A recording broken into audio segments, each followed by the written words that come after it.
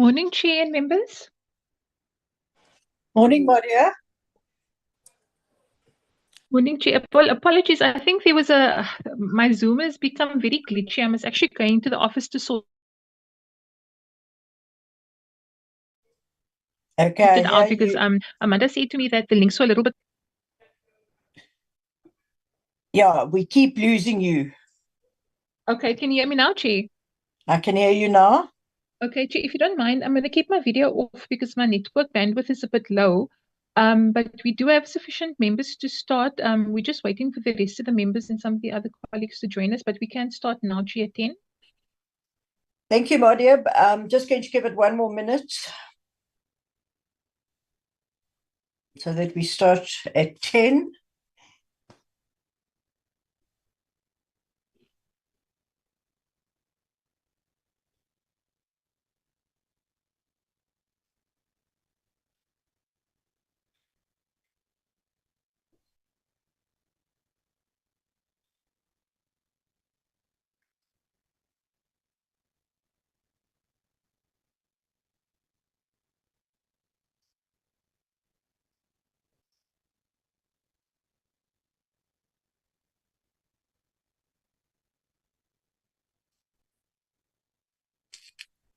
Okay, members and all our staff that are on the platform, good morning to everybody and welcome to our strat plan session this morning.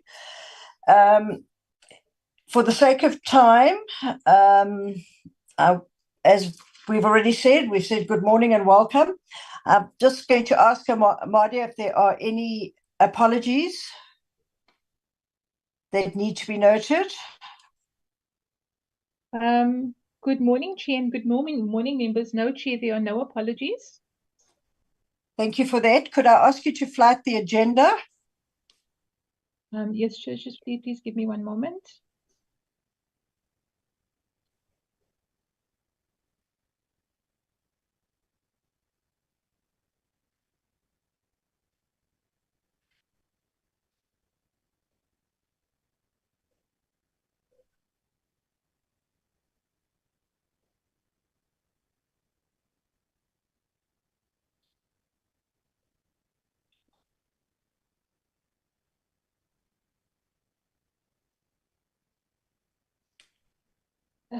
What's going on? My apologies. I don't know what's going on with my computer today. I'm having technical difficulties here.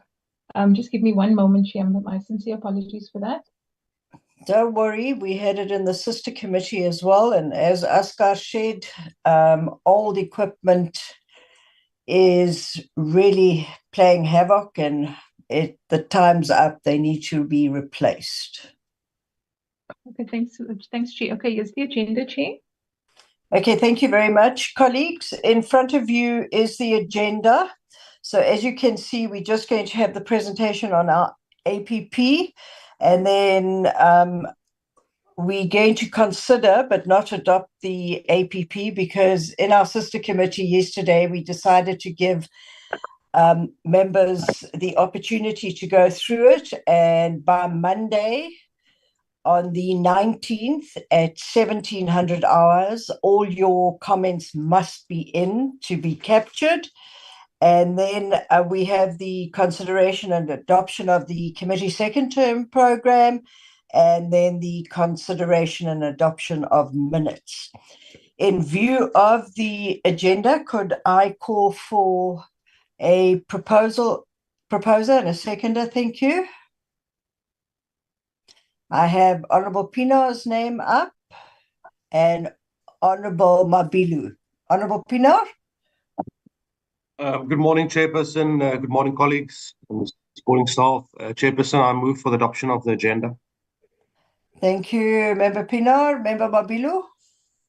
Good morning, Honorable Chairperson and members on the platform. I fully support the proposal to adopt the agenda. Thank you, Honorable Chair. Thank you very much, Honorable Mabilu. Colleagues, I'm not going to repeat what was said yesterday. We were on the same platform, all the members, and I am of the opinion that Honorable Modise captured everything well. So in light of time, etc., because we don't have anything on this afternoon, give the opportunity to our members to maybe work through the committee APP and then start with their comments. We are going to give opportunity for questions and answers during this session, but we can start working diligently through it this afternoon, seeing that there is no plenary. In light of this, I would like to hand over to Leduma to do the presentation for us. Thank you very much, Mardia, or whoever is flighting. Over to you, Leduma.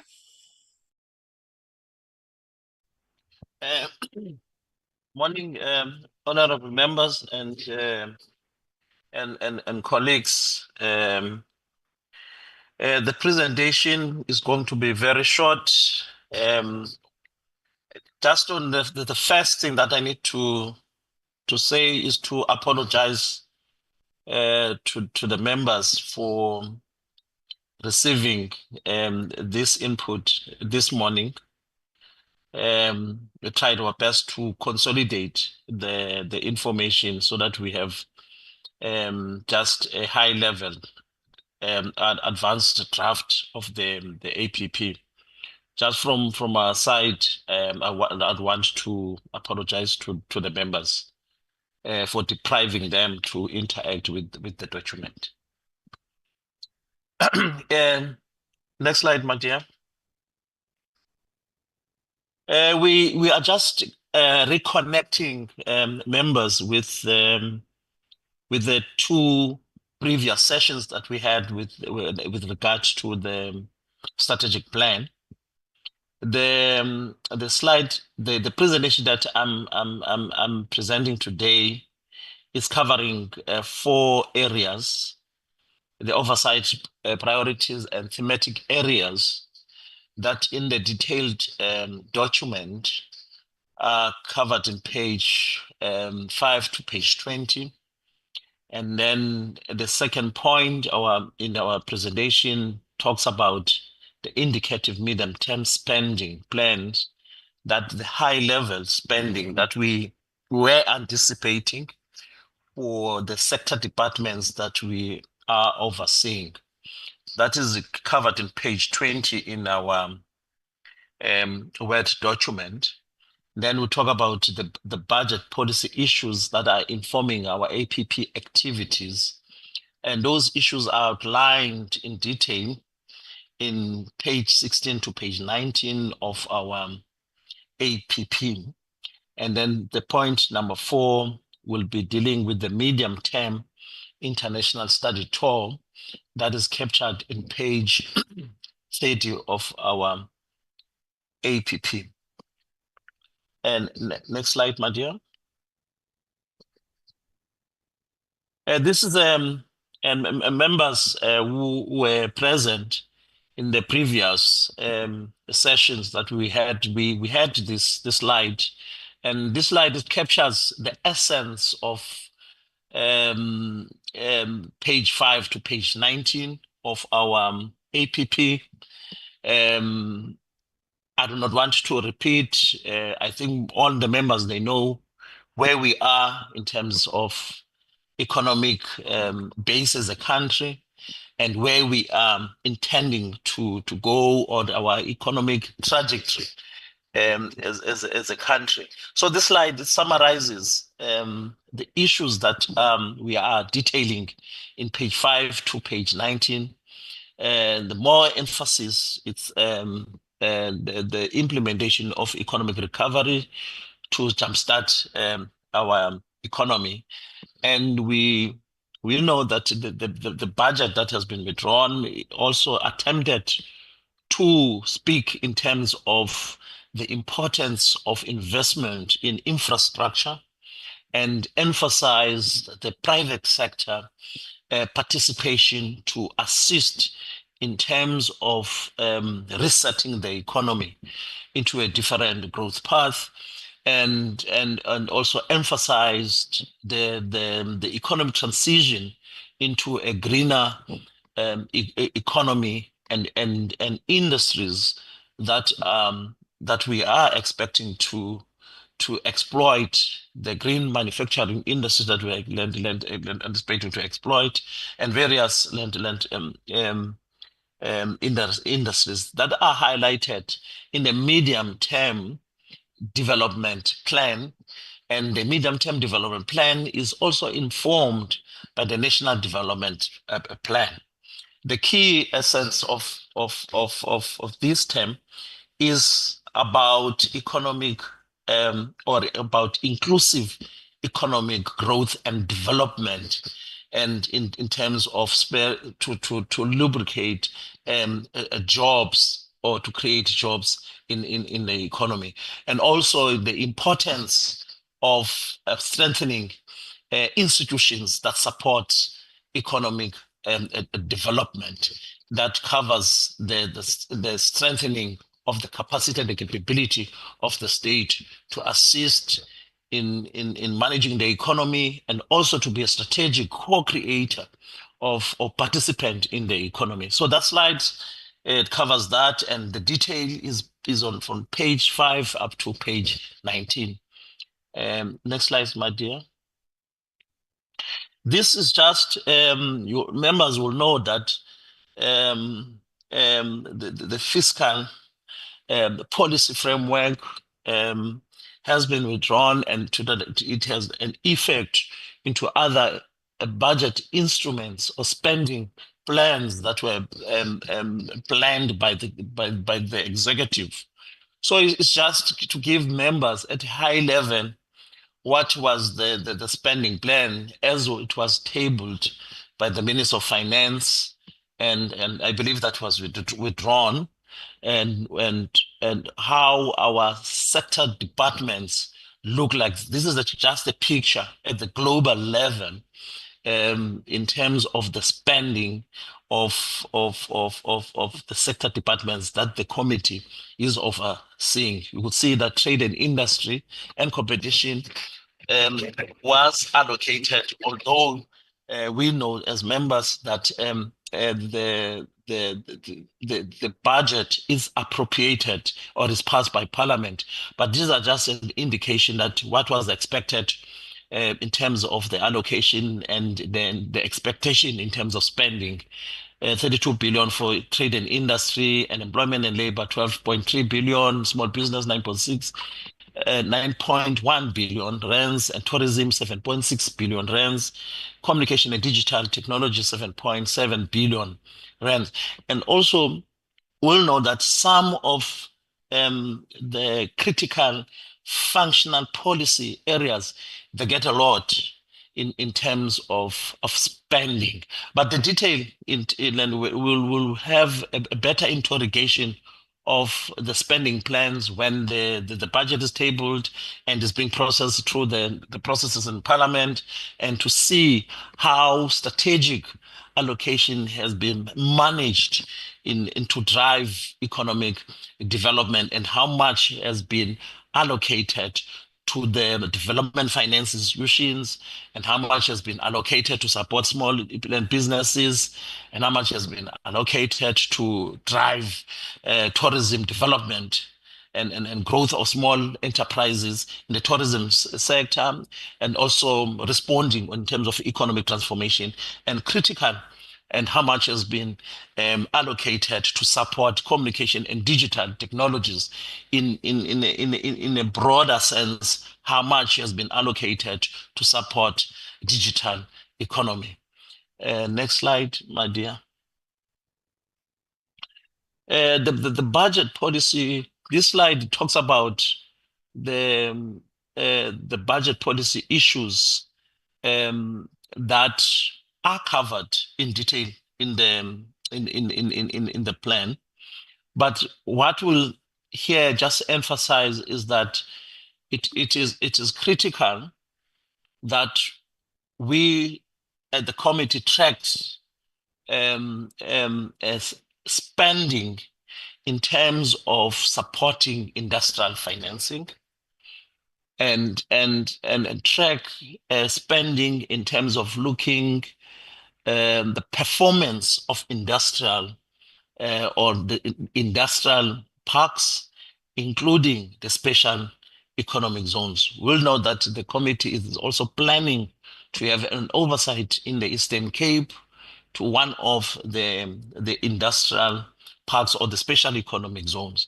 But at the very same time, when we look at the investment in terms of industrial parks, we must also look at other cross-sector departments. What is it that they are contributing in terms of roads, in terms economy, in terms of energy infrastructure, water infrastructure, and so on? Because the special economic zones cannot function optimal if some of the enabling infrastructure investment is not coordinated well.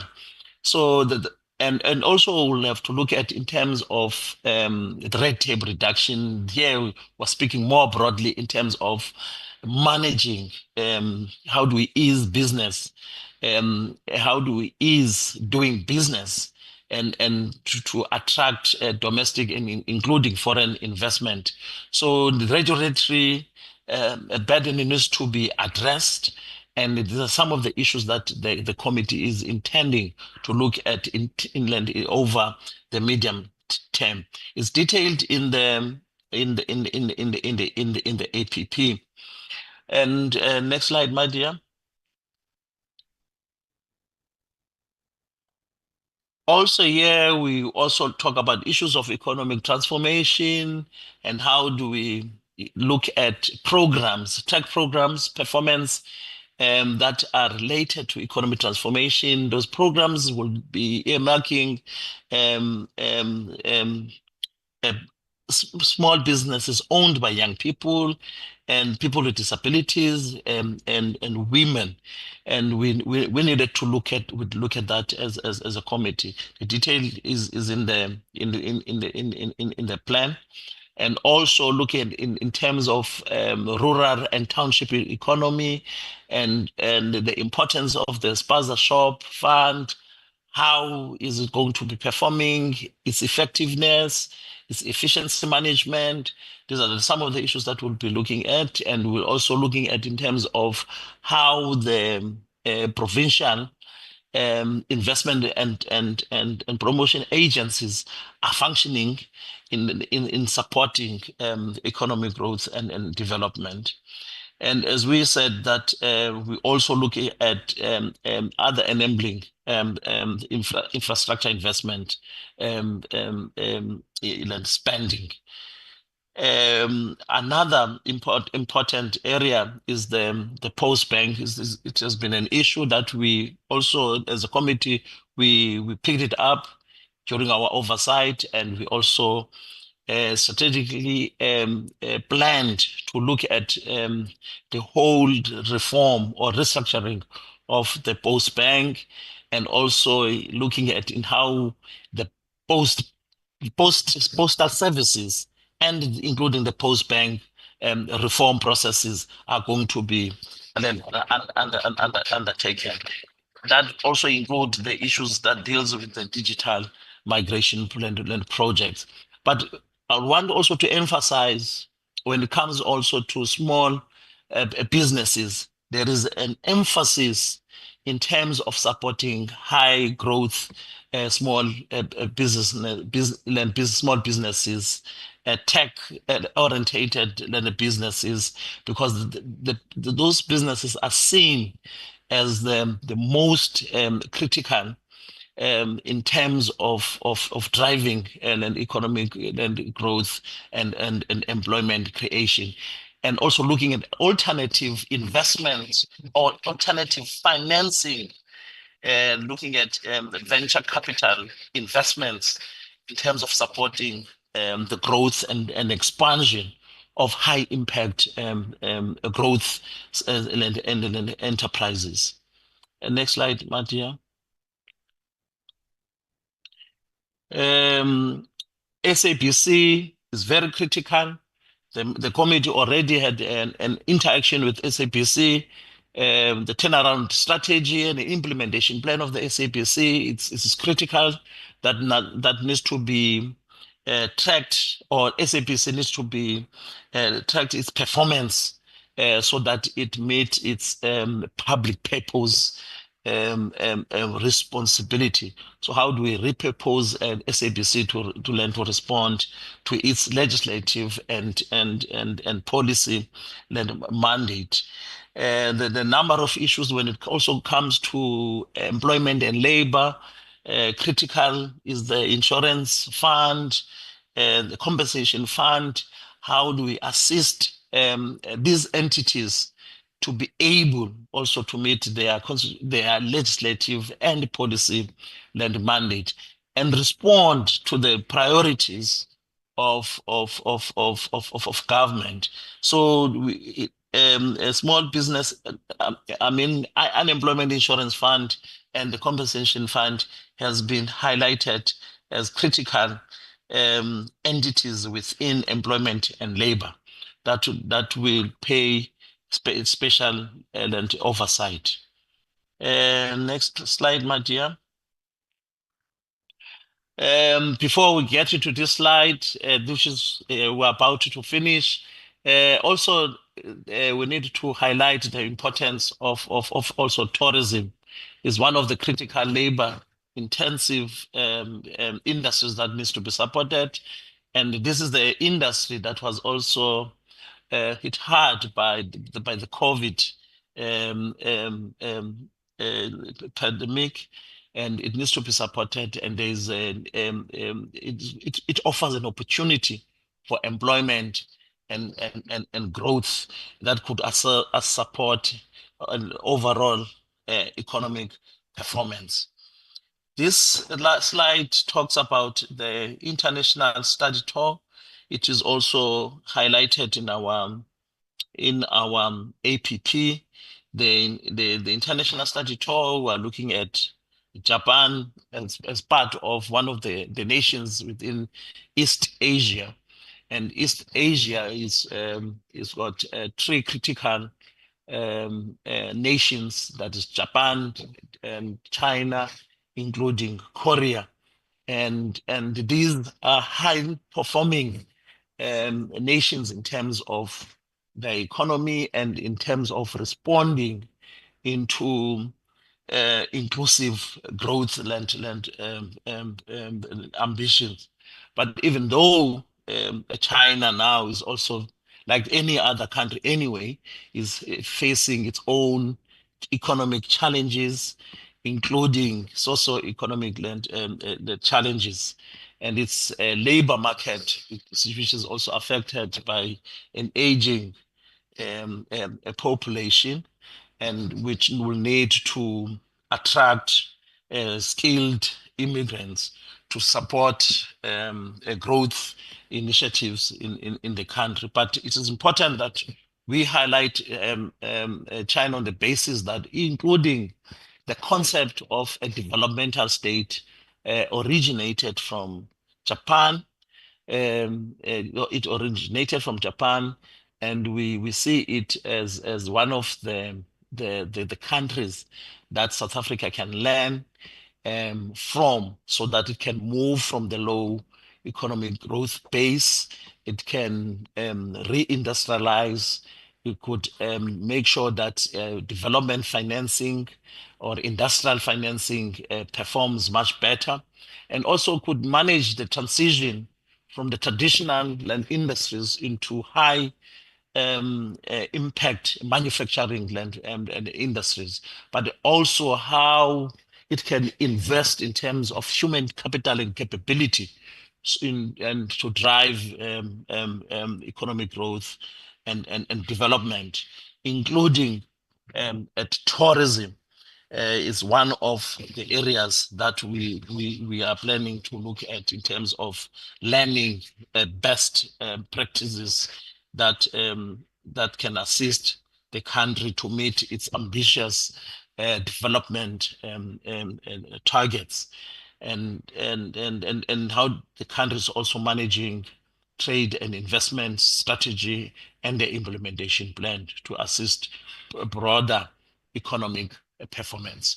So that is the end of our presentation, and that is the end of offering members to look at the APP for this system committee.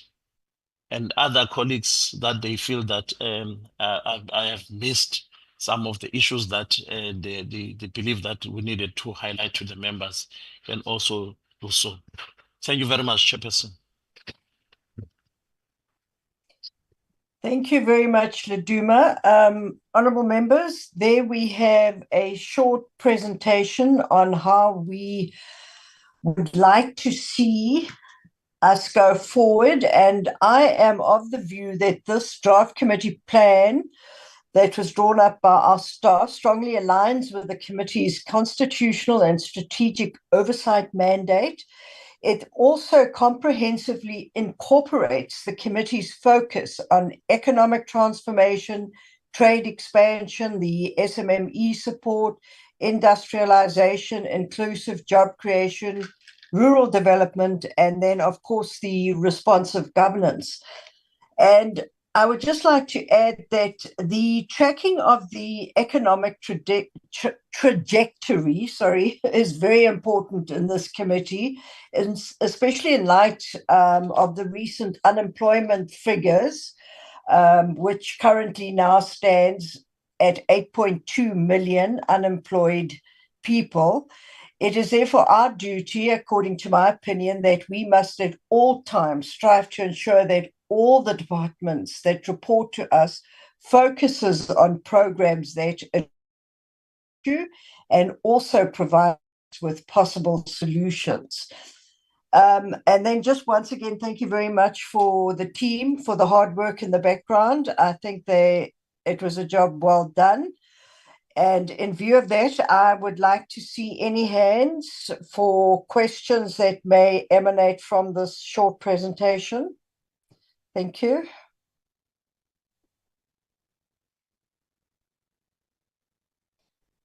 All right, I've got Honourable Pienaar, Honourable Modise. Okay, 1, 2, 3, going. Honourable Pienaar. Good morning again, Chairperson. Thank you for the opportunity. I'm in agreement with the majority, or I'm in agreement with the whole presentation. I've got no concerns there. I would just like to further, maybe there was a discussion made or options regarding Sweden and Japan with regards to maybe a study tour. And I did some research last night, Chairperson, regarding Japan specifically. And I maybe wanna, if I have any weight, I would like to put my weight behind Japan. And I want to share with my colleagues some of the things I found out while doing research. Now, Japan is actually, as most people know, a very, very small country. They are actually smaller than the Northern Cape as a whole. But as we all know, they are actually an economic power worldwide, especially when it comes to their GDP. Moreover than that, Chairperson, Japan actually has very, very little natural resources. So in their economy, they don't rely in any way on their natural resources for economic growth. It's all in-house manufacturing, engineering, technological advances. What's also quite striking, I think, something we can learn or try to learn as a committee is Japan after the Second World War. They were actually considered to be in recession, to be in the dumps, as if I can put it bluntly. But they, in a very short time, became in the 80s a world powerhouse.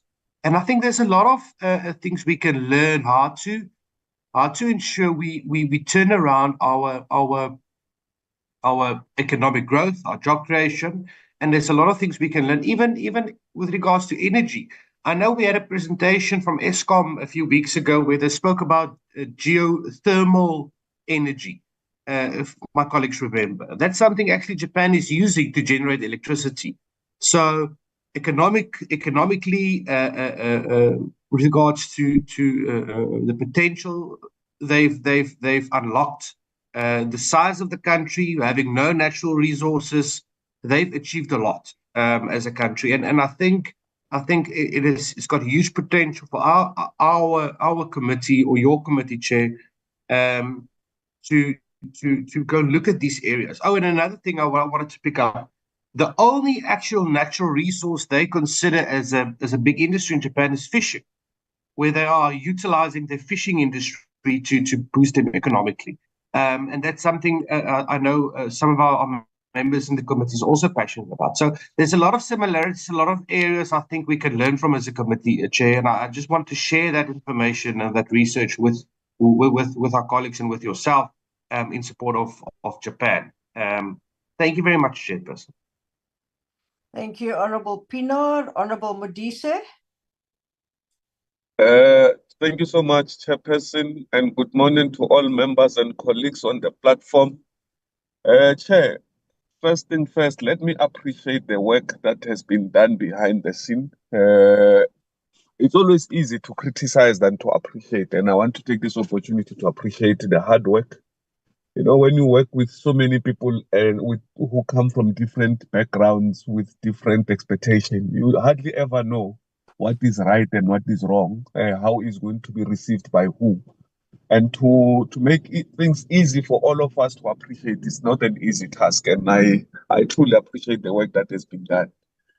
Chair, my concern it's with regards to how the cluster of ministries has been done. When we did the joint oversight committee in the Free State, we went to what they called National Park. It's a Golden Gate, I think it's called Golden Gate, between Kwakwa, I forgot, Clarence, between Kwakwa and Clarence. There's a park there, which belongs, for some reason, belongs to the Ministry of Forestry, Fisheries and Environment, but it's a national park. And I am also made to understand that all the parks, as well as your Kruger Park and they belong to that ministry. And I would have thought that they would belong to the Ministry of Tourism. And the presentation speaks of tourism. And I try to look back and find out how much work have we done around tourism. And I realize we have not moved that much with tourism. And it's one key economic aspect that can bring, you know, a livelihood to a number of communities in and around South Africa, especially when you take into consideration you've got the Cradle of Humankind just next to me here in Krugersdorp, where we're told that the first human being was discovered, fossils and in the province. I think that that site belongs to economic development. If I'm not mixing my stuff because we don't have tourism in the province. So I would suggest, Chair, if it's possible, that Member Pienaar makes a very important and crucial aspect in the research that he made around China and how they became the economic powerhouse. That if it's possible, let's put the element of tourism and look within the Asian countries closer to Japan or within, it's Asia or any country. I don't know whether your Thailand and all of that are considered to be part of Asia, where tourism is a big story. And then we try to, in our study tour, we try to have probably Japan. I don't know where in Japan the consideration has been made. And then from Japan, we consider one of other Asian countries. So Japan will do, you know, the economic aspect, whether it's manufacturing, because they are big in terms of car manufacturing, the appliances, electrical appliances, and so on. And then one of the other countries could be, the concentration could be around the tourism sector, how they manage to grow from nothing into being a big story in terms of tourism, and what can we learn from that we can bring back home with all these natural wonders that we have in South Africa, with all these World Heritage sites that we have in the country. How can we work better with the brand SA, short left, and so on and so forth in promoting tourism whilst we are in these countries? Can we then be the ambassadors of some of these other departments, so that at least we are then able to attract some of these people to come to South Africa and want to explore some of these things that we are talking about. I had made mention in the meeting we had with the delegation from Indonesia, that in as far as I know, South Africa is the only country in the world that will have turned a mining site and turn it into a theme park in a form of Gold Reef City. It used to be a mine, today it's a theme park. But the question is, how many people are we attracting to come and visit South Africa, to come and see this theme park, which used to be a mine? And I want to believe, Chair, that if we could find a synergy in terms of how we do this study tour and include one country where tourism is a big story, and then when you come back and when you ultimately meet with the Ministry of Tourism, who are then able to bring these suggestions forward. For me, that will be my take. Thank you very much. And lastly, truly appreciate the work that has gone behind the scene. Thank you, Chair. Thank you, Honorable Modise. Asanda?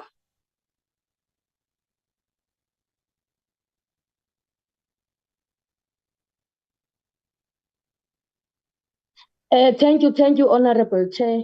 Let me greet you firstly and the honorable members. No, Honorable Chair, Honorable Modise captured me well concerning this thing of e-tourism, because I was having a bite to that thing of e-tourism. The issue of tourism, it needs to be supported. I agree with the presenter, because where I come from in Eastern Cape, under Mpashe municipality, Mpashe municipality is very rich under e-tourism sector. But this thing of e-tourism, they didn't take it seriously. I would love the committee on other time to oversight there, because there are heritage sites that are being neglected. Even the road infrastructure that leads to these heritage sites are not in a good condition. So, in other words, my chairperson, Honorable Modise, captured me very well. Thank you very much. Thank you very much, Honorable Machubeni. Colleagues, I couldn't agree. Oh, I see there's another hand up. Let me just see who it is. Honorable Dlamini. Good morning, Honorable Chair. Good morning, honorable members and colleagues in the platform. Chair, whilst comrades, honorable members, having a bite in terms of tourism, I just want to check. Now that this month there shall be a tourism in Indaba in KZN, as this committee, are we not interested maybe to participate in such activities, so that whatever we are talking about here, we can be able to experience it and experiment it in tourism in Indaba? Where are we standing in terms of tourism in Indaba? Honorable Chair, thanks. Honorable Mabilu. Once again, Honorable Chair, thanks. Greetings to all the members once again. Chair, I think I stand to be persuaded on the choice made and proposed by the Honorable Pienaar and Honorable Modise pertaining to our next outbound mission, which is Japan. And I think the motivation for me is quite compelling.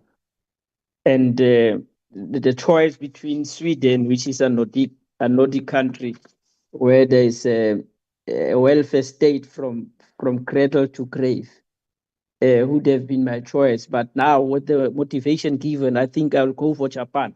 So I'm trying to support the team that let's choose Japan, for the reasons that they are given. It's a highly industrialized country, and there's a lot that we can learn. So the possibility of Japan is very important. Secondly, Chair, I think the three honorable members have spoken extensively around tourism. We know that tourism is a major economic booster. It creates jobs, especially for the MMC, I mean small business sector, etc. So I think with the latest point raised by Honorable Dlamini, I think we should consider that. I watched yesterday the news, and the Premier of KZN, not boasted, but was very proud about the impact that tourism is having in their province. And then secondly, that they are hosting province annually in terms of the tourism in Daba. So I'm really also inquisitive, Honorable Chair, that why don't we as a committee at least participate in that regard? At least it's internal, it's local. It's not going to take a lot of money or sending some members just to go and have a feel of the tourism in Daba, that side, because it is attracting massive interest by the globe and Africa and so forth. So I think it will be a good proposal that should be supported by, as raised by Honorable Dlamini, to say why don't we take a bold decision and explore that. So those would be my views, Chairperson. Thank you very much, Honorable Chair, for the opportunity. Honorable Farmer. Thank you, Chairperson. Good morning, and good morning to the honorable members. Chairperson, I will support Japan as the destination for our study tour. And I would in particular support it because I think we have much to learn about how they package their indigenous people's tourism program with the samurai, and how we can enhance our tourism program incorporating our indigenous peoples in our country. And for that purpose, I will support the study tour to Japan. My other question is just for clarity on the presentation. These slides are not numbered, but I think it's the fifth slide. The heading says budget policy issues informing APP activities aligned to MTDP. The second bullet says, vital to determine the alignment and performance functional policy programs, including cross-cutting functional policy programs against the National Development Plan, NDP, including MTDP. Now, what I need clarity for is the use of the wording against the NDP. So to me, it sounds as if we need to work out programs that stands against the NDP, and that I need clarity on. Thank you, Chair. Thank you very much, Honorable Farmer. Honorable Mabilu, is that a legacy hand? Yes, Chair, it's a legacy hand. I'll drop it. Thank you, Chair. It's a legacy hand. Thank you. Okay, thank you very much for that. Colleagues, I couldn't agree more with regard to tourism. Being part of this committee in the previous parliament, it was an aspect that we discussed extensively. Tourism is the engine room in South Africa for job creation, but it is not being utilized the way it should be utilized. And I think from listening to everybody speaking, I hope that our staff members are taking notes so that we can see how we can engage more often with the Department of Tourism, because, as you know, we haven't even seen them, and we're practically in this parliament already for 1 year. It is worrisome to me as well, but as you all know, we've got 5 departments under us, and we have to see how we slot them all in. So if we could just have a look at that. And then with regard to the Indaba, yes, an invitation was sent out to us at a very late stage. Mardia can come in with the exact dates, and we would not have been able to get the relevant approval for us to attend the Indaba. Before I move on with regard to what Honorable Farmer said, Mardia, can you just come in on when we received the invitation to join the minister and her team at the Indaba? Yes, Chair, thank you very much, Chair, and thanks to members. Chair, in terms of the invitation was received last week, Monday, actually for particularly for a ministerial event taking place this past Saturday. So it would have given us less than unfortunately, there wasn't sufficient time for us to get all the necessary approvals because the thing specifically that the minister invited us was the opening of the G20 Tourism Working Group meeting, which was actually taking place this past Saturday. I think it was if I'm not mistaken, I think it was the 11th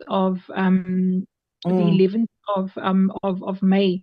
So unfortunately, and we have communicated with the ministry that, I mean, we need an advance notice when it comes to these kind of events, because it's not a matter of just the committee deciding to go and then the next day we're able to get approvals. The approvals process and the logistics around preparing a trip like that takes time, unfortunately. So as a result, we received the invitation very late, and we communicated our concern with regards to the lateness to the ministry as well, Chair. Thank you very much for that, Mardia. Colleagues, if you remember yesterday, Honourable Modise spoke to the fact that in the NCOP, we have to go through so many channels to get approval to do anything, whereas in the NA, it's one person or two people that give the necessary approval. So we are sitting with logistical problems when it comes to that as well. I just want to ask Leduma to come in with regard to what Honourable Farmer was referring to against the NDP. I know what you're speaking of, but if you can just expatiate and give him some background as to why you chose the word against. From my side, I would just say, Chair, I'll look at that and try to find another, whether regarding or relating or in relation with the National Development Plan and the National the Strategic Development Plan. Not necessarily that I'm writing in terms of saying anti the two strategic documents, because in any way the committee cannot just come up and say it's anti. It has to oversee the two strategic critical documents, because it's where you will be able to manage the performance of the executive, because those are the strategic documents that the executive is presenting to Parliament and say guide or test our performance on the basis of these plans. So it's not against or anti. I'll just change so that it sounds much better in terms of strategic oversight. Thank you very much for that. We can just say measure it against, then it would make more sense, or in comparison with. Honourable Farmer, does that satisfy your question? I am happy for now, Chair. I would like to see how it's going to be changed, but for now I'm fine. Yeah, thank you. Okay, so we're going to compare what our SDP says with against the NDP, because the NDP is the informative document that we have to align ourselves with. Okay, Honourable Dlamini. Thanks, Chair. Let me appreciate the response from Nadia. Chair, my proposal will be that moving forward, because as the committee, we are the overseer of departments, we are holding executive accountable. Moving forward, if we are aware of any activities in any department that is relevant to our select committee, we might have to initiate our interest to the department to join the department, not necessarily waiting for the departments to invite us, Chair, so that we are meticulous in terms of conducting our work as the committee. Thanks, Chair. Thank you, Honourable Dlamini. Yes, we've spoken to this in the previous Parliament. Mardia, if you could just take that up and see how it will be approached by the departments that we oversee, because the Indaba is a platform where we also have opportunities to engage with the tourism sector and small business people as well. We saw that the year before last, or 3 years ago, when we were down there, we were able to engage with people that had stalls and stuff like that. And then we were also able to engage with our African counterparts. So just take that on board and see how we can address it in the future. And then to our staff, I think you've been able to capture what every member has said. And again, as Honourable Modise said yesterday, the presentations were received late, but it was not due to our own making. And any inputs that you are able to make after reading the full document, please ensure it reaches Mardia and Laduma before 5 o'clock on Monday, the 19th of May. And before we close the discussions on the APP, can I just ask if there's a second bite from anybody?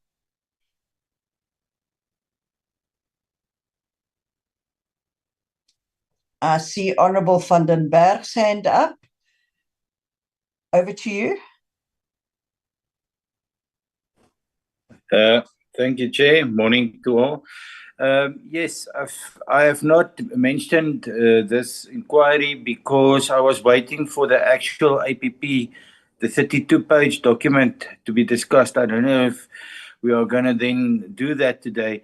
Now, there's just one thing that I picked up in our budget for when we have a meeting, then our catering is about 3,400 Rand. That's all fine, and I understand it, and it works well. But I see at when we did the one for the agricultural department, our sister committee, the catering cost there is 30,000 Rand per meeting. So it's actually not this one that I need clarity on. It's the other one, but I will go into it. I was just mentioning that. That's all I need to add. The rest, fine, 100%. I think we're going to have a good year to do everything that we are planning. Thank you.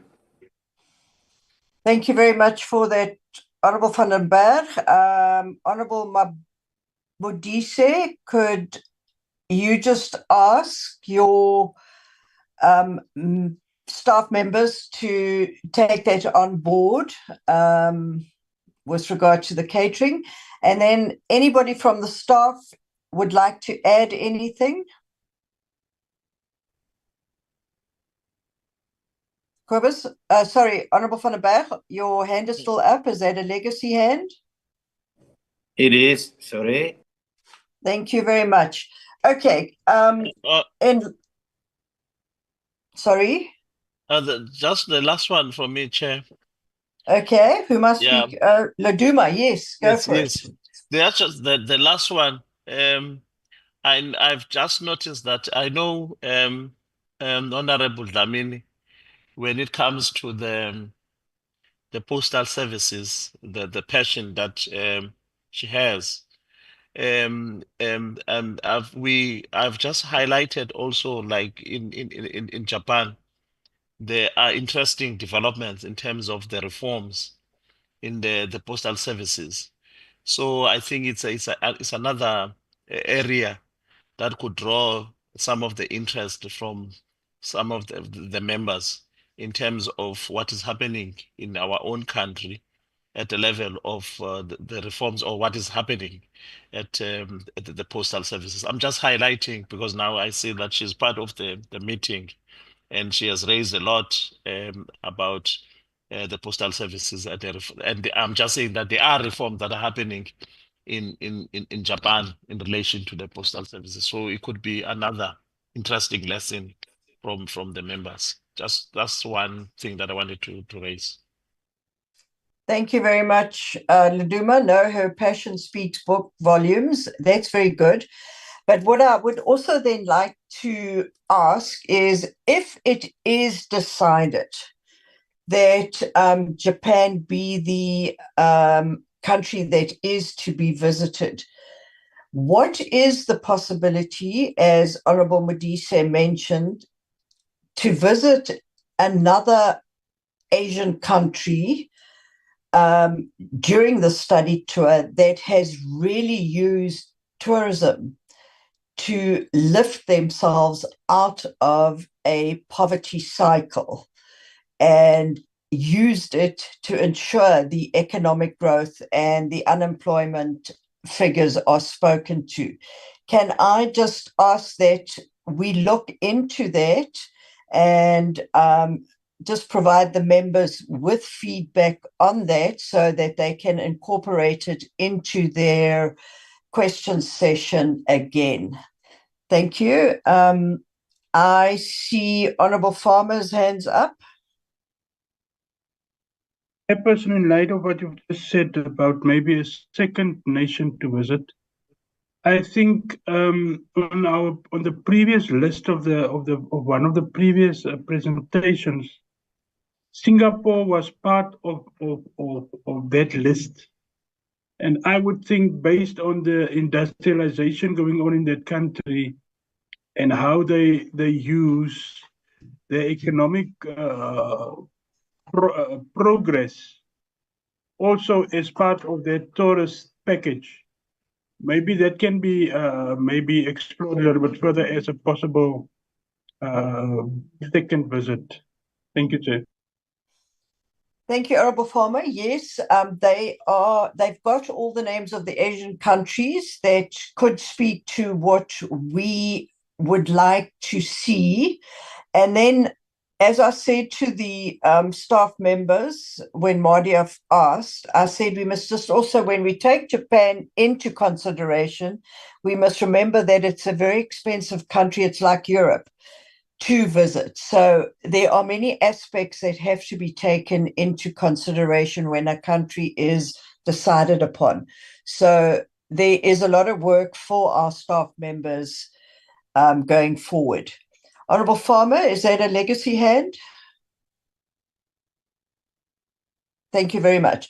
Okay, Mardia, I think we've exhausted the APPs now. Can we just have the agenda again to see what is the next item, or can you just speak to the next item? It's the...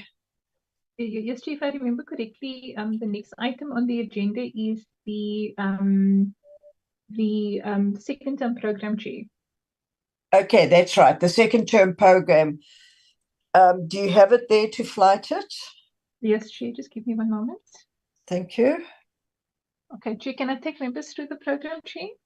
Yes, please, and then through the minutes as well. Thank you. Over to you. Okay. Thanks, Chair. Okay, thanks, Chair and members. Members, in front of you, we've got the draft second term program, which we crafted, basically taking into consideration a lot of the issues that were raised in last week's strategic planning session with members, as well as the expectations from the NCOP in terms of how the committee proceeds with processing budget votes this term. If we look at the program, on the Tuesday, the 20th of May, we received a request from a visiting United Kingdom parliamentary delegation who will be coming to South Africa next week. Our committee was amongst many of the committees that they sought engagement with. They will also be meeting with committees in the National Assembly and other committees within the NCOP. But in terms of our committee specifically, the request was around discussing trade relations between South Africa and the UK. In this regard, we, because of the next day's budget, and because of limited venues, we thought it would be appropriate for a breakfast meeting in the Old Assembly restaurant. So we've actually submitted a political application. Now within the NCOP, Chair alluded to this earlier on, within the NCOP, there's quite a few approvals processes we need to go through. So this particular engagement has to be approved by all the presiding officers of Parliament. We've received approval this morning from House Chairperson. From there, it will go to House Chairperson in International Relations. From there, it will go to Chief Whip, and then after that, it will be the Chairperson of the NCOP. So pending the approval from the ultimate approval, who is the Chairperson of the NCOP, we will be having that breakfast meeting with the UK, visiting UK parliamentary delegation next week, Tuesday, the 9th of May, from 9 till 10. Then the second meeting we were going to have was a briefing with the Minister of Trade, Industry and Competition on the Transformation Fund. Unfortunately, we just got notification yesterday that unfortunately the Minister and the entire executive is unavailable because they will be out of the country. So we will be postponing that agenda item to the third term. On Wednesday, the 28th of May, we have a briefing by the Department of Small Business Development on the Spaza Shop Fund. On Wednesday, the 4th of June, we've got a briefing by the Department of Cooperative Governance and Traditional Affairs and the South African Local Government Association on the capacity of local government to fulfill its mandate in respect of local economic development. The second item on the agenda is briefing by the Department of Cooperative Governance and Traditional Affairs on mechanisms in place to monitor the registration of spaza shops. On Wednesday, the 11th of June, we have a continuation of the briefing we were supposed to have last year, which is a briefing by the business rescue practitioners of the South African Post Office on its financial sustainability. On Wednesday, the 18th of June, now members, in terms of the 18th of June and the 25th of June, these are the two dates that were set aside exclusively by the NCOP for consideration of the annual performance plans, budget plans, and strategic plans of departments. So we still have not received from the Chief Whip's office the budget votes that will be prioritized for debate by the NCOP. So these two agenda items are also subject to change. But at the moment, we have briefing by the Department of Trade, Industry and Competition on Vote 9 and annual performance plans. And then on Wednesday, the 25th of June, we've got briefing by the Department of Employment and Labour on Vote 31 and annual performance plans. Something I also want to point out to members, specifically on the 18th of June, there are no plenary schedules for the afternoon. So if the need arises, members have an opportunity to sit the whole day. I just want to point that out. Moving to the 2nd of July, we have briefing by the Department of Tourism on the Tourism Equity Fund. And then on the 9th of July, we have briefing by the Department of Small Business Development on Vote 36 and annual performance plans. On Wednesday, the 16th of July, we've got briefing by the Department of Tourism on Vote 38 annual performance plans.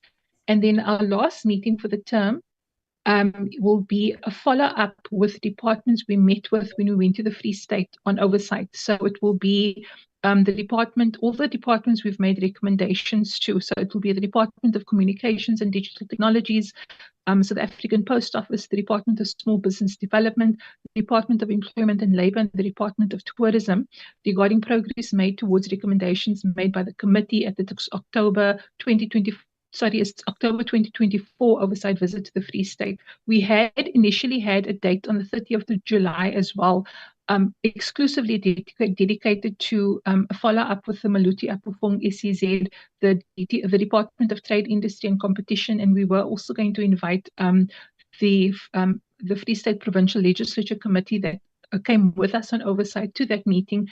But unfortunately, on the 30th of July, we were informed that there is plenary the whole day, so there's no space for the committee to sit. So that agenda item will be moved to the third term. So members, that is the draft second term program, which we are tabling for consideration and adoption by the committee. Thank you very much, Mardia. I don't know, did I miss the briefing by SAPU, Business Rescue Practitioners? Yes, she's on the program on the, I think it's the 11th of June. Yes, the 11th of June, Chair. Oh, there it is. Okay, thank you very much. I know that before we could even summons them, They wrote a letter saying that they don't need to be summoned and etc., etc. They will make themselves available. All right, so the 11th of June is them. Colleagues, as Mardia now said, we do have the opportunity to sit the whole day. So if there's any member that would like to have anything added to the program where we could maybe have an engagement in the afternoon, you have the opportunity to table that right now, and we can see how we can add it to the program. So the floor is open for any suggestions.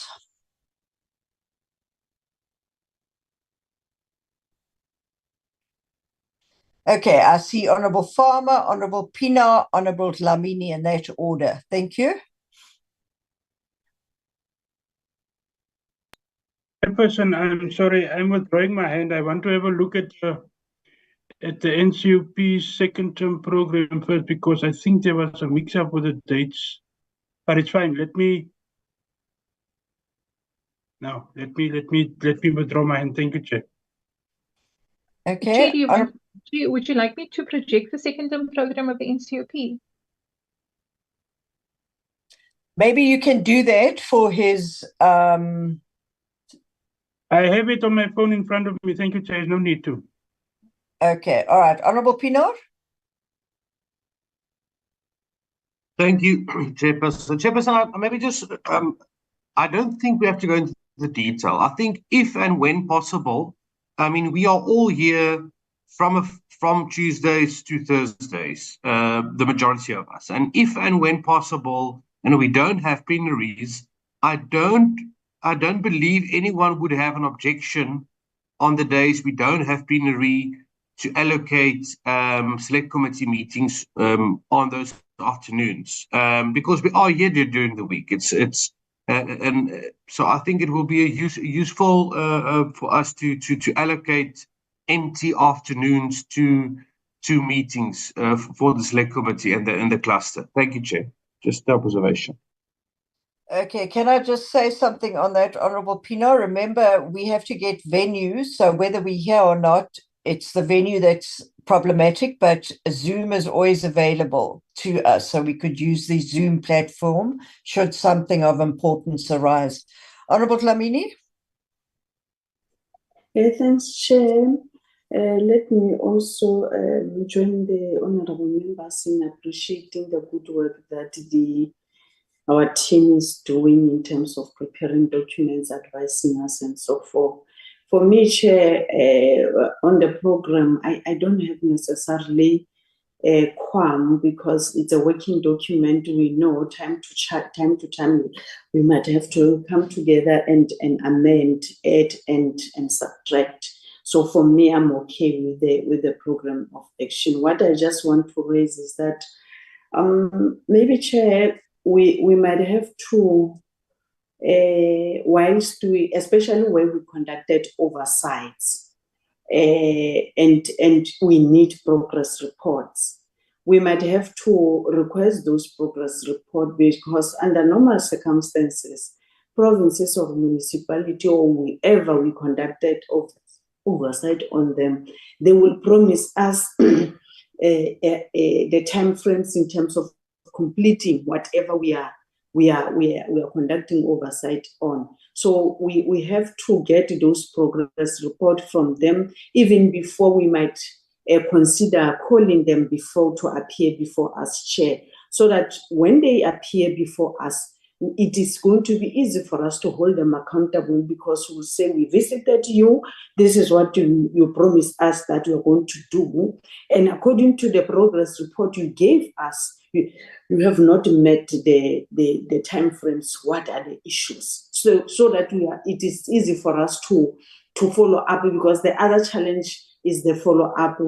Because our work is too much in the NCOP, we are dealing with many departments. So relying only on appearing of departments before us or entities might also pose a challenge in terms of follow-ups in our oversights that we conducted in provinces or whoever, Chair. That will be my submission. Thanks. Thank you very much, Honorable Dlamini. Modia, I hope that has been captured because it's a very important take. Honorable Nodada, Ndlagisa Nodada.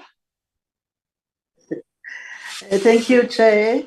Good morning to the members in the platform and everyone.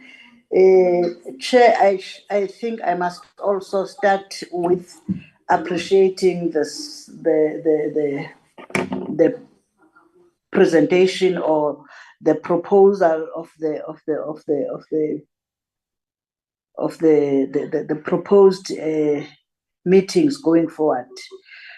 I also want to second the idea of us sitting the whole day pending accommodation, as you said, if we are not having a house, because usually we break at 1 when we still have things to do, or when we are not yet finished with our business of that particular day, which is allocated for us. So if there could be a space for us to sit and proceed the whole day, that would be much appreciated. Thank you, Chair. Thank you, Honorable.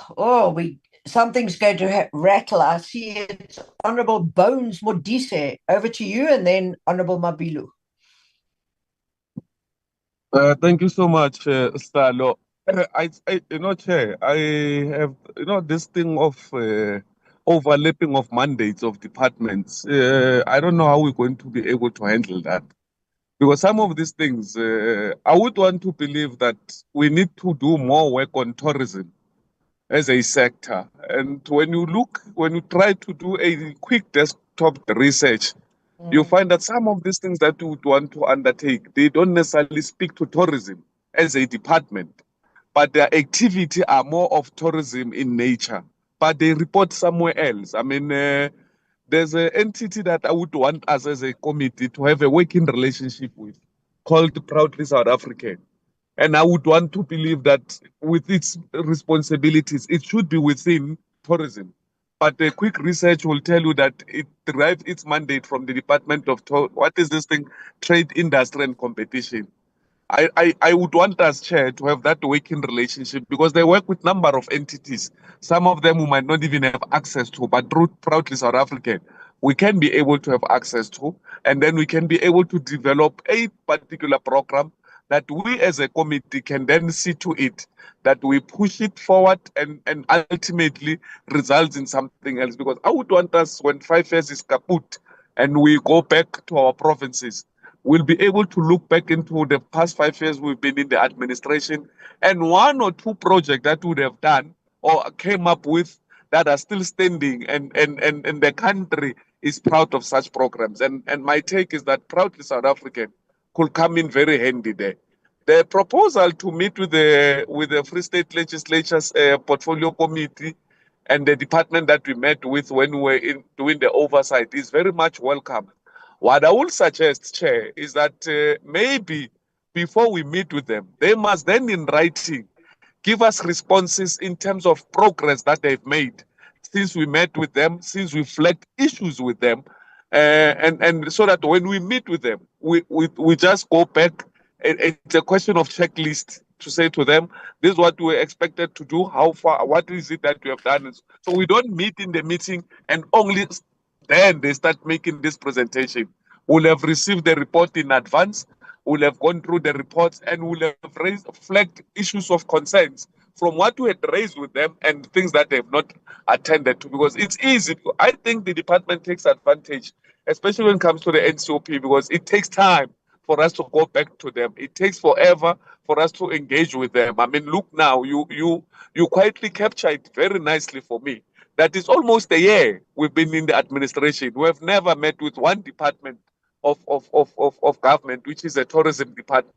And I want to believe the portfolio committee in the National Assembly would have met with them probably once or twice. And the issue of the afternoon meeting, Chair, I personally will welcome that. And if it was possible, Madia and Aska, must begin to work now in terms of meetings that we believe that the ministry must be in those meetings, and we start swapping dates now, so that when we send out invites, it is clear that they are needed in that meeting. And on our side, we have made prior arrangements to see to it that it is the day that they are available, because they are very quick to hide behind the executive cabinet and this and that when we need to meet with them. So that will be my proposal, Chair. Proudly South African, if we could have engagement with them.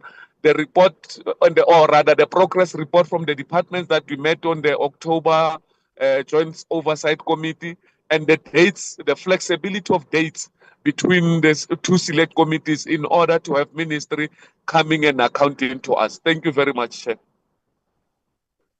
Thank you, Honorable Modise. Honorable Mabilu.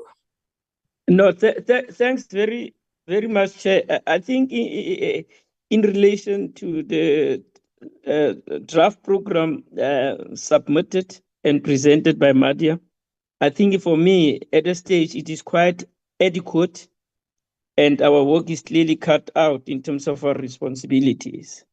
So I'm fine with that, with the proviso that there's a flexibility on our part when any matter arises to deal with such. But the second point, Chair, I think we need to be very much appreciative of the fact that the standing of our country and the standing of our parliament is really something worthy to be proud of. I'm talking in the context of this UK bound vision next week, Tuesday. We have just hosted the Indonesian delegation by our select committee on agriculture. We raised a lot of issues.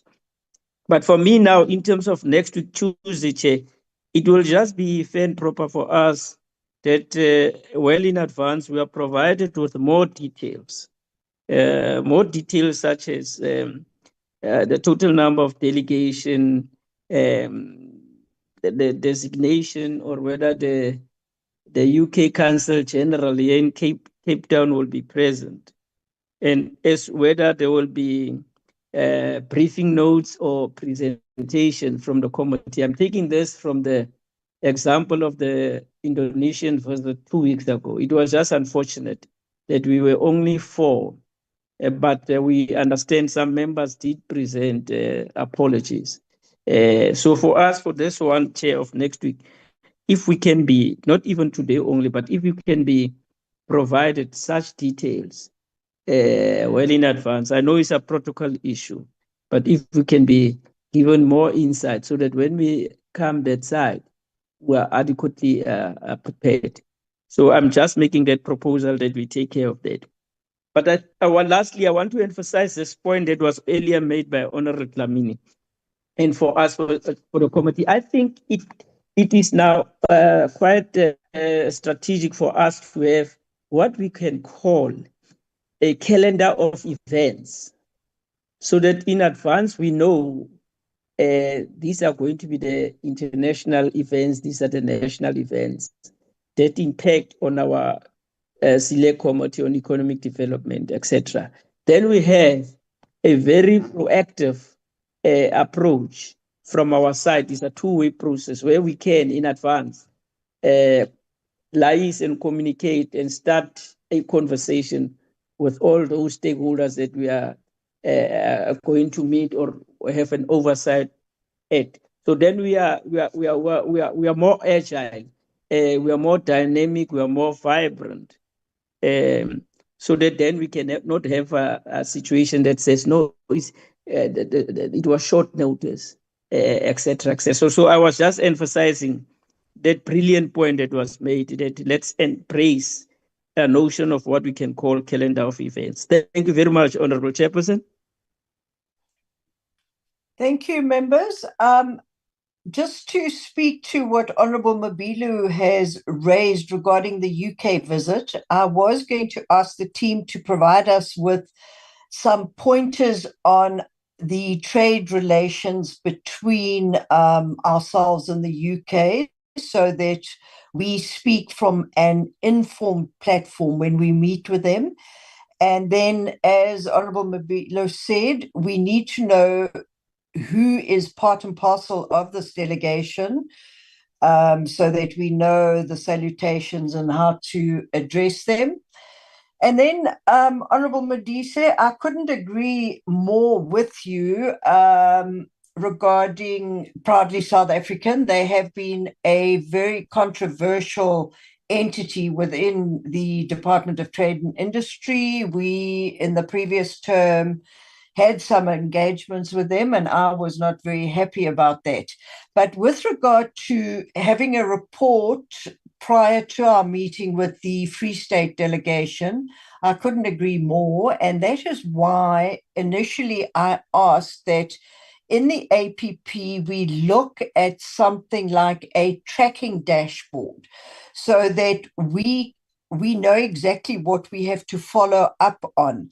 But as your staff member, Mr. Jooste, said, it could be difficult, but it is something that we may be able to look into. So, Mardia, Laduma, and all our researchers, if that is something that could be addressed, if it doesn't place too much burden on you, a tracking dashboard, it would be appreciated. But in the meantime, Mardia, if you could put pressure on the Free State Legislature to provide us with a report, it would be great.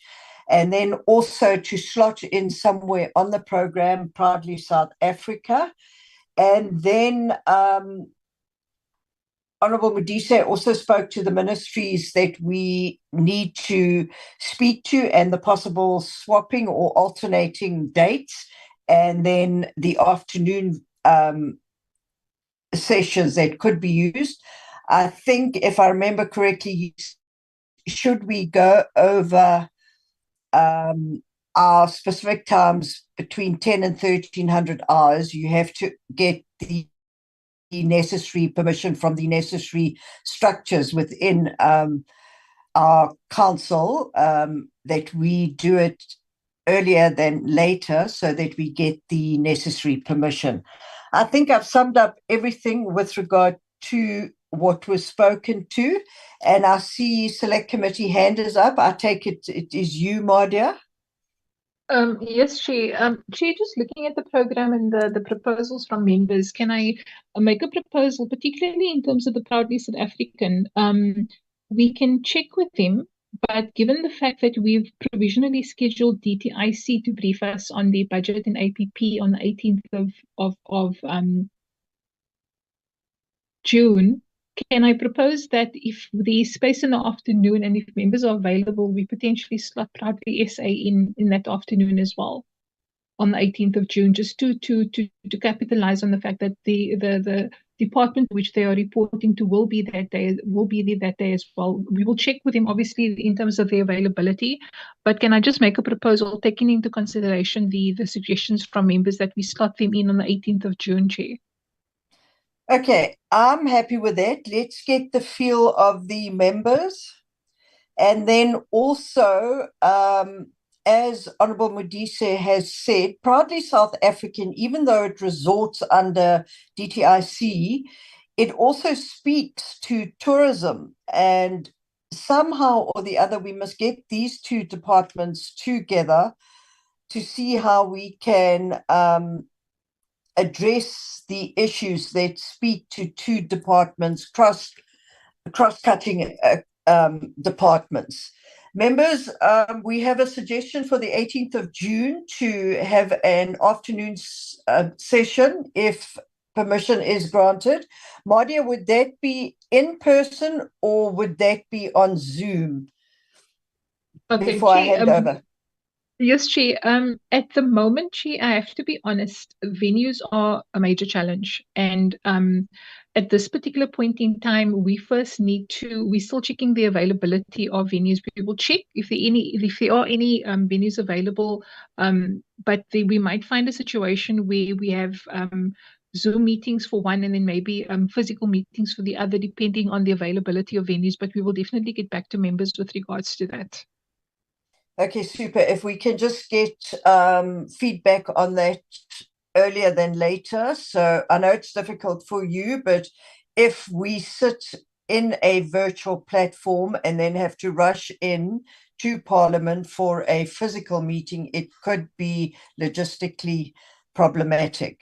Honourable Pienaar? Thank you, Chair. I would like to second the proposal made by by Mardia. Or I would like to, I don't know, and we probably need somebody else to second, but I would with Nadia if we have all that time to have it. But yeah, thank you, Chair. Thank you very much, Honourable Pienaar. We have a mover. Can I get a seconder? Honourable Dlamini?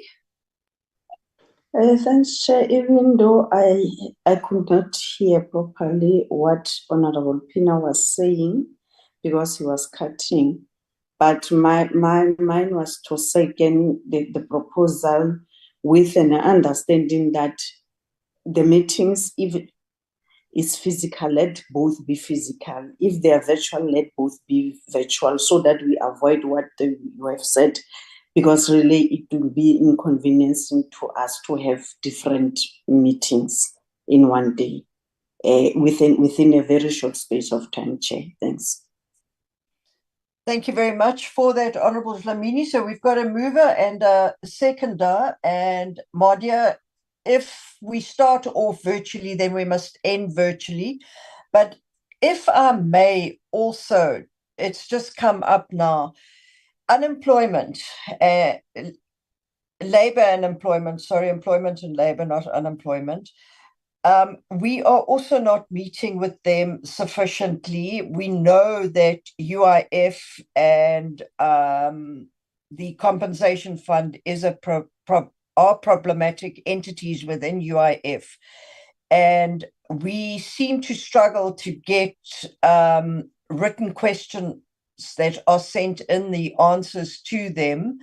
So is there any way that if I get the support from the committee, that we have a second slot with the UIF after our first slot, should we find that we have run out of time when we meet with them?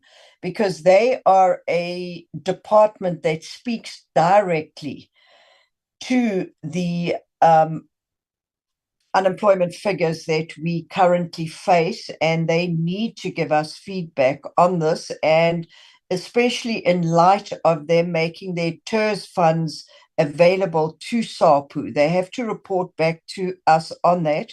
I'm not saying it's wrong. There are just issues that could be problematic, the same that we saw with COVID, the TERS funds during COVID. I agree that they must look after our staff complement within SAPU, but it's just the processes that are going to be followed and whether enough oversight with regard to the budget, to our SAPO staff members is in place. So if we could slot that in, and then approval for that from the honourable members.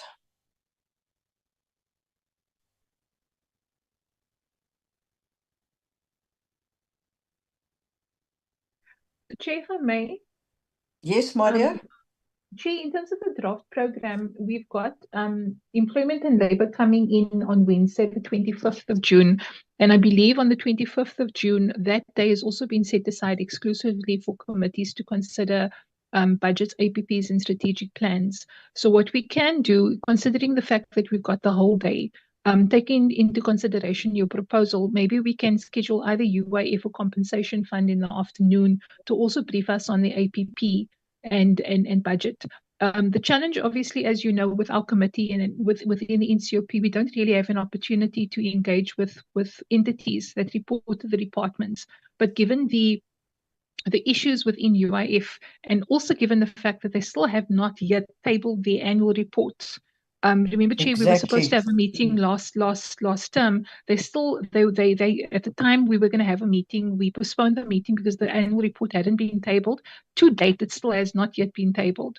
So maybe given the late tabling, we can actually, on the 25th of June in the morning, have the Department of Employment and Labour, and in the afternoon have UIF. So at least the committee has some understanding as to what is going on in the absence of the late tabling. Thank you very much for that, Mardia. There we have another suggestion that on the 25th, when we meet with them, we also have an afternoon session.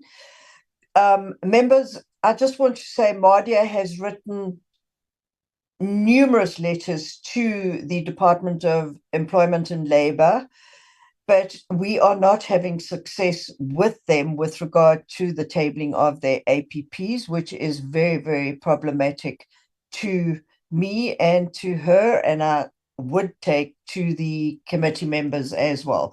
So could I have a mover and a proposal for the 25th as well?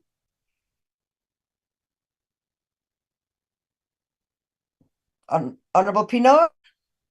Honourable Van den Berg? Thank you, Chair. I move the adoption of the suggestion made by Mardia. Thank you. Yes, I will second. Thank you, Chair. Thank you very much. Okay, so we have 2 so far. Should any member have something that they find that they need more engagement with, please just write to me and CC Mardia in, and we can see if we can slot it in.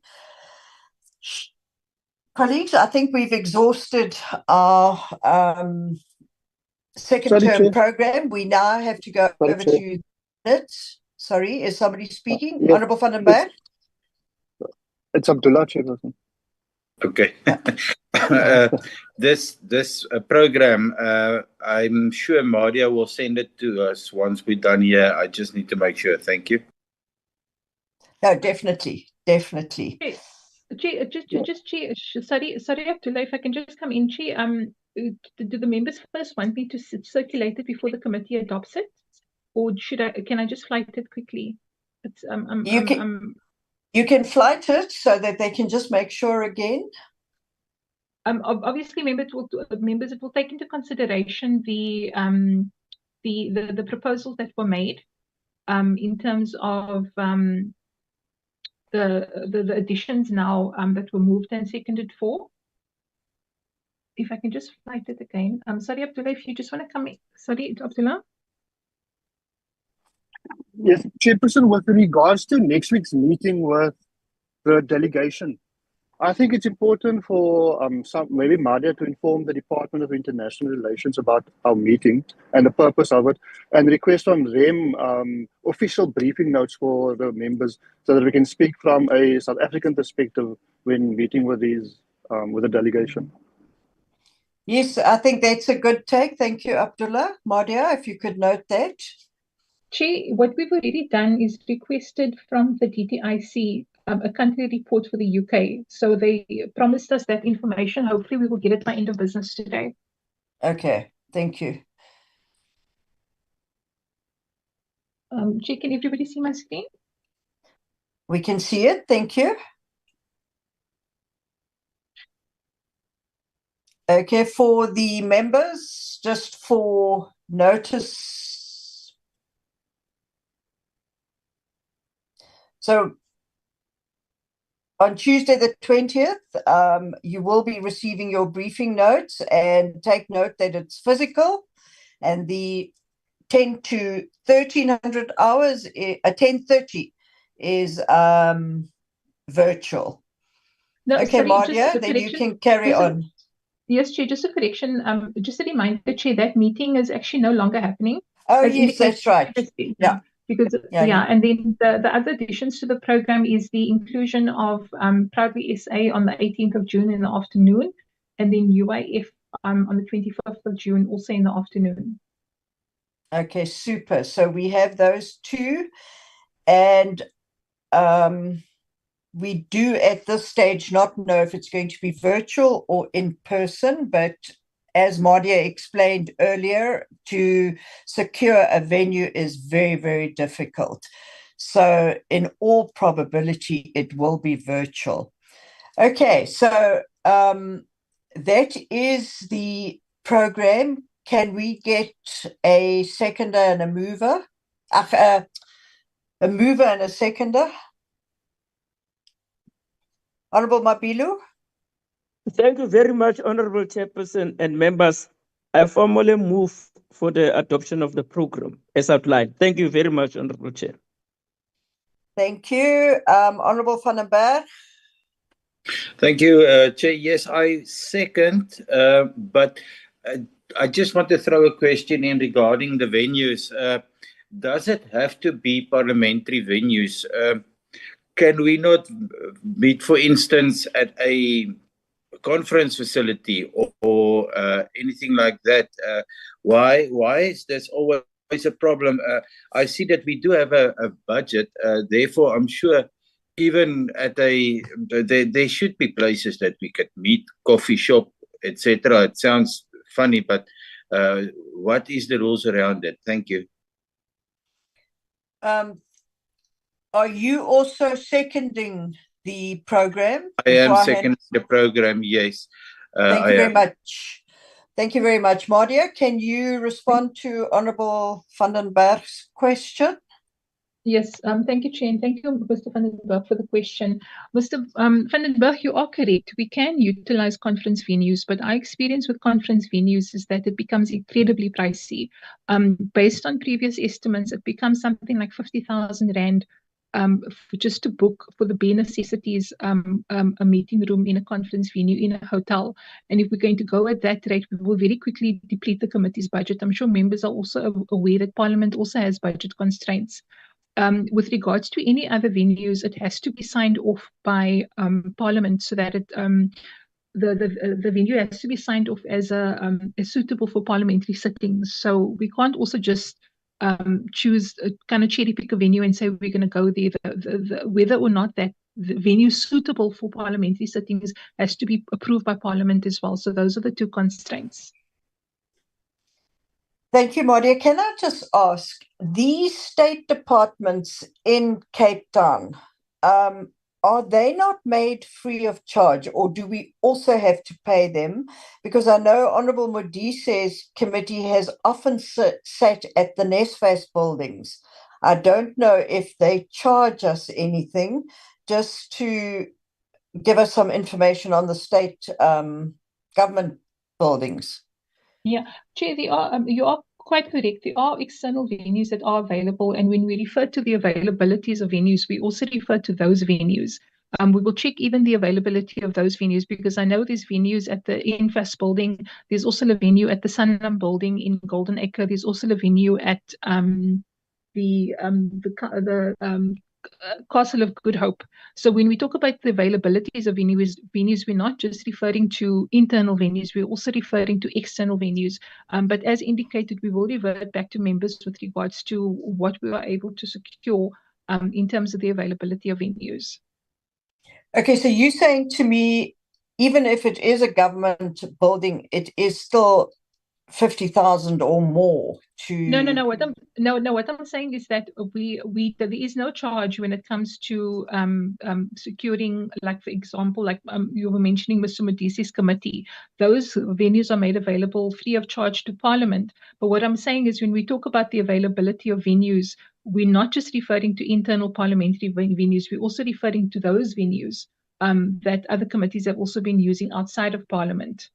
Okay, I'm with you. Yeah, but as indicated, we will get back to members in terms of which venues are available, and then we will report back to members in that regard. Yes, I know. Myself, I like engaging people and being able to look them in the eye when I question them. On Zoom, you can easily hide things. But nevertheless, we understand the predicament that we find ourselves in, especially with the NA building having been burnt down. And I know that you and your staff are always looking out for venues for us to have in-person meetings. I see Honorable Van den Berg's hands up again. Sorry. Okay, thank you. Mardia, can we flight the minutes, please? And while she's flighting, members, I think you've had the opportunity to go through these minutes. It was the Film and Publication Board's presentation to us. It was held on the 15th of April. Madia, if you can just go page by page, and if there's anything that anybody wishes to raise, please put up your hand.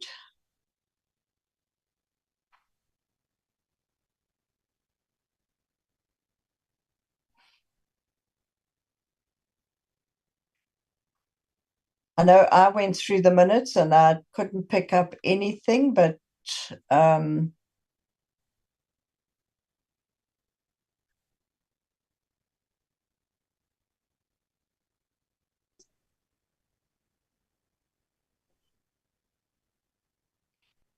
okay, thank you very much. I see Honorable Mabilo's hand went up early.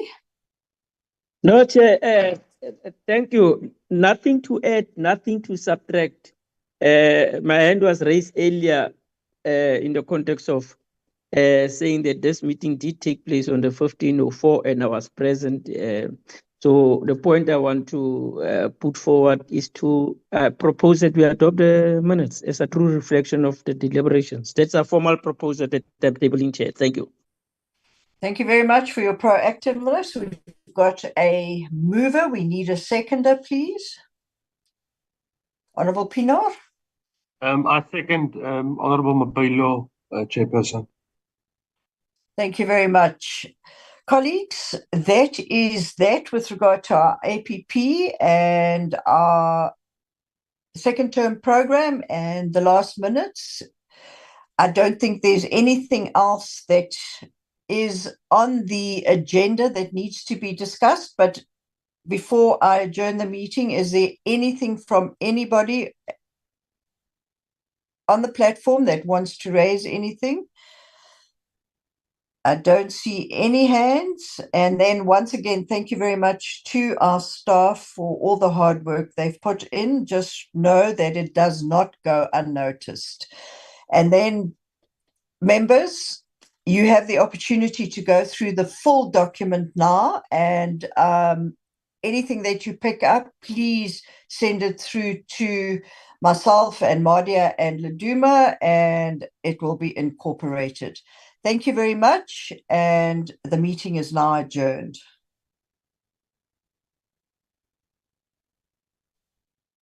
Thank you, Chair. Thank you. Recording stopped. Thank you. Wow.